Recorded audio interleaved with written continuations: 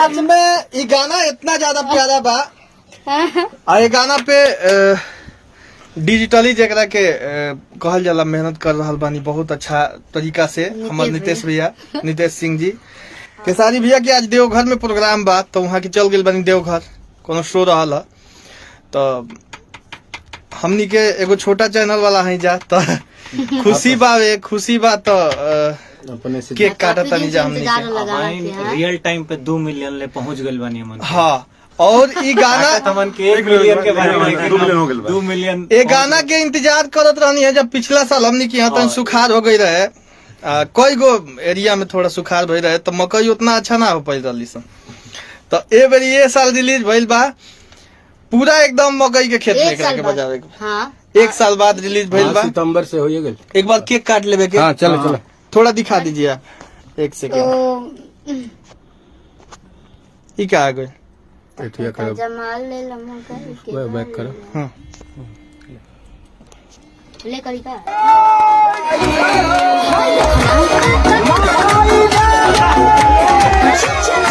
पहला केक रउआ लोग खातिर कहा रउआ लोग भगवान बानी लो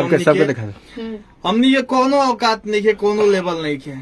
कुछ नहीं की जा हमनी के एगो तुच्छ कलाकार बन जा छोटा सा कलाकार बन जा जो हम दिन प्रतिदिन सीखत हैं जा काफी रउआ लोग के नाम पे केक बा प्यार बा काफी 2 मिलियन पहुंचे वाला हमनी के भगवान लोग बानी काटे तनी जा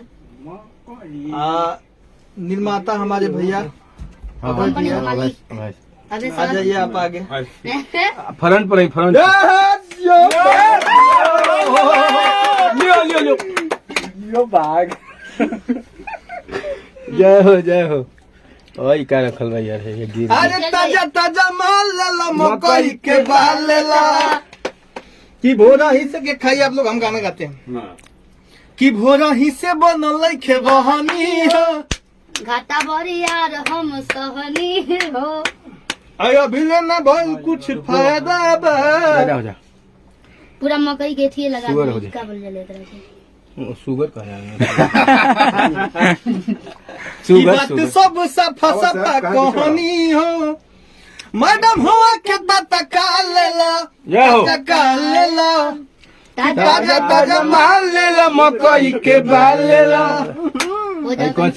दूध आ भाई हमेशा कोशिश करते रहे जाके कुछ ना कुछ अच्छा करे अच्छा करे के कुछ ना कुछ का अच्छा कल जा रुआ लोग के उहे पसंद आवेला तो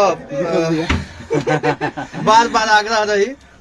कि ताजा ताजा माल लेला मकई के बाल लेला ताजा ताजा माल लेला मकई के बाल लेला